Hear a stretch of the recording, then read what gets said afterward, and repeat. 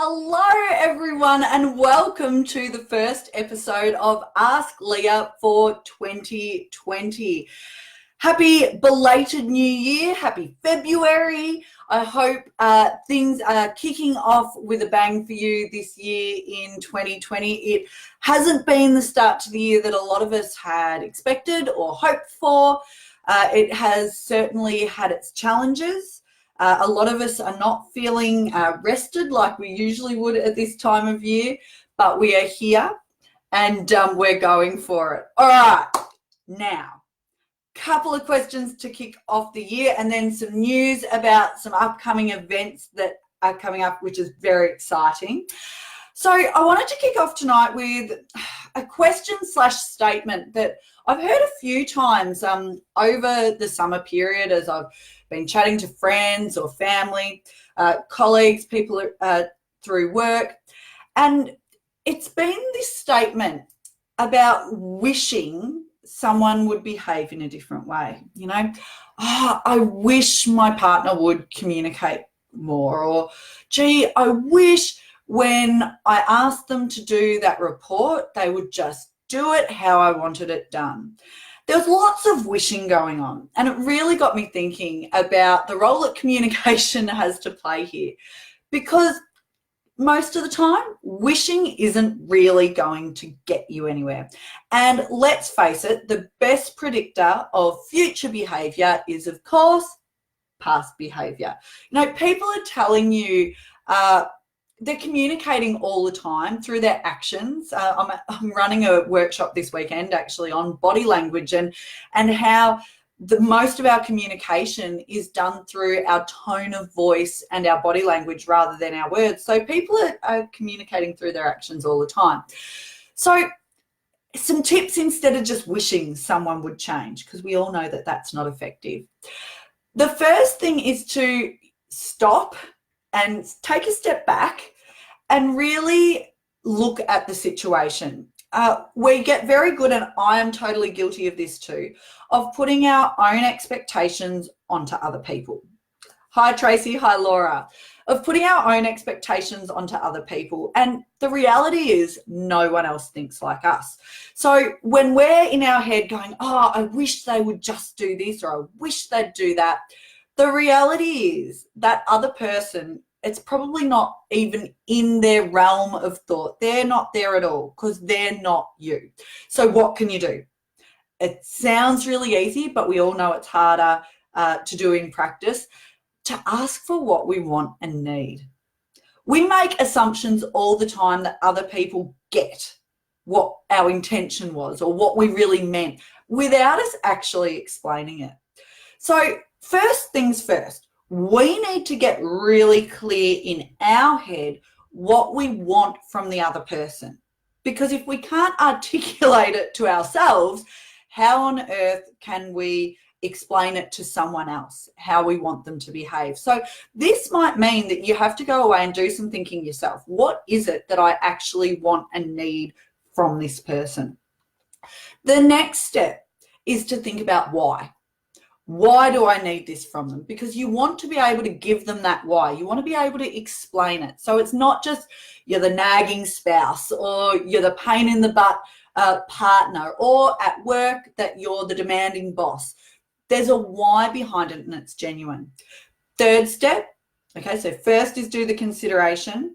Second is think about what you want and need. Third, is work out your why. Number 4, we're up to. I will keep track. Number 4 is think about what's in it for them. We're all a bit guilty of this, of what's in it for me. What benefit? If you're saying to your partner, I want you to communicate with me more, what's the benefit for them? Because here's the mistake we sometimes make. We say, oh, I just want you to communicate with me more. And then maybe they try, and they try to say something, and you jump down their throat and say, no, it's not like that at all. That's not how you do it, or that's not how I want it done.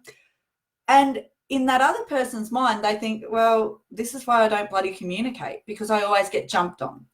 So you need to think, well, what's in it for them? Can you frame it by saying to them that the reason the reason I want you to communicate more is because if I know what you'd like to do on the weekend, I can make that happen. I can make that happen around kids. So actually, if you want those things, you letting me know about it early is a way that we can then make it happen, and you can do what you want to do, and I can ensure we've got things sorted this end. So this is simple stuff, folks, but it's often the simple stuff that drops off in our personal and our professional relationships. And we think it's all about the strategy or the money and finances and all of these big things. And almost every time the conflict, the issues in any sort of relationship come back to communication, and they come back to lack of communication, miscommunication, and crucially, us not listening to the other person. So I want you to try those things. Try it with your partner, try it with your colleagues. Instead of always saying to your friends, I wish they would behave differently, think about what steps you can take. Now, proviso, this doesn't mean that they're going to behave differently. We can't make someone do something, but we can help them see the benefit in them doing it. Again, back to expectations, you've got to understand people are raised differently. People have different personalities, different styles. It may be that you want to communicate and they don't. So there is some compromise and negotiation that has to happen. But again, please stop wishing and start taking action. Okay. The other thing I want to briefly mention tonight, before I go into the coming events, which are very exciting, again, it actually has to do a bit with personal relationships, but it does tie over to work as well. It's something that some people watching may be really familiar with because it's not a new concept. It's not my concept. 28 years ago, a guy, and let me get his name right, called Gary Chapman, in 1992 it was, wrote an incredible book called The 5 Love Languages. And some of you will be familiar with this. And I want to remind you of it because it is such valuable work and it still absolutely holds up today. For those of you who haven't heard of it before, Chapman speaks about there being 5 key ways we like to show and receive love in our relationships. And this is a form of communication that often goes a bit haywire with couples because, again, we all think differently. So the 5 love languages. Number 1, some people, their love language, what really lights them up and makes them feel great, is words of affirmation. Okay, words of affirmation, which is where you actually say to your partner or your friend or your parents or whoever it is, that special people in your life, it might be your direct report at work. If their love language is words of affirmation, they want you saying things to them like, great job, I really appreciate what you did there. If it's your partner, they want you to say the words, I love you, I appreciate you, thank you so much for doing that thing for me. If words of affirmation are their thing, they will just thrive under that sort of feedback. The second love language is acts of service. Now, I will confess, this is my love language. It's what I love doing for other people. It's what I love to receive.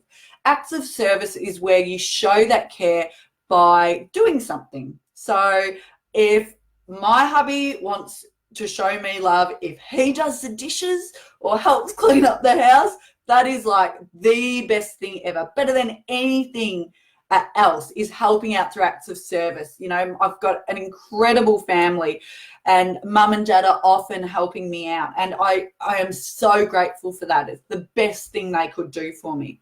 So some people, they might not be able to tell you that they love you, but you know, you need your gutters cleaned and they are there in a flash cleaning out your gutters.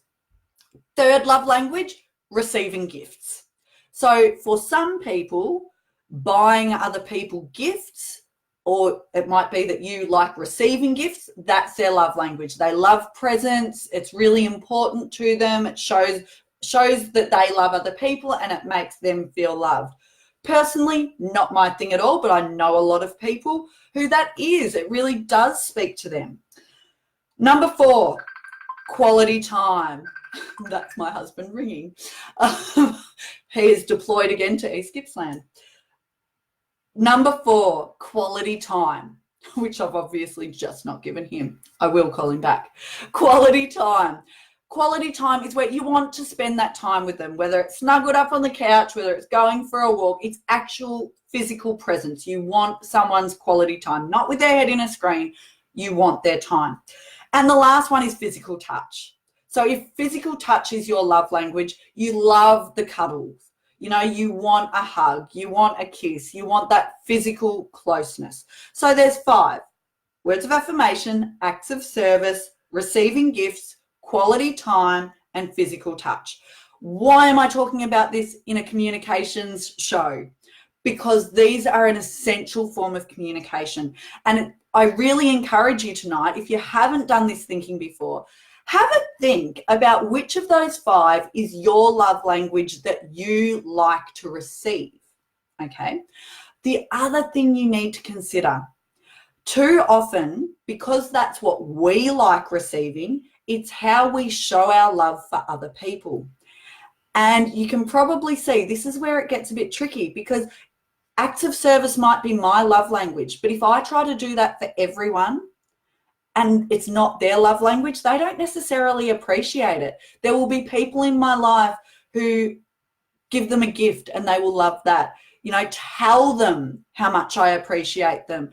That will speak to them. So if you've never done this stuff, think about what yours is, but then ask your partner as well. And if you don't want to ask them, even just stopping and having a think about it will probably give you a good indication. Again, communication is so much more than the words we speak. So think about that tonight. Hello to everyone who has joined. All right, quickly before we finish up, 3 public workshops are on sale at the moment. It's more than I've done in a long time. Most of my work is corporate these days, but I've got 3 public workshops coming up. First one is on the 25th of February.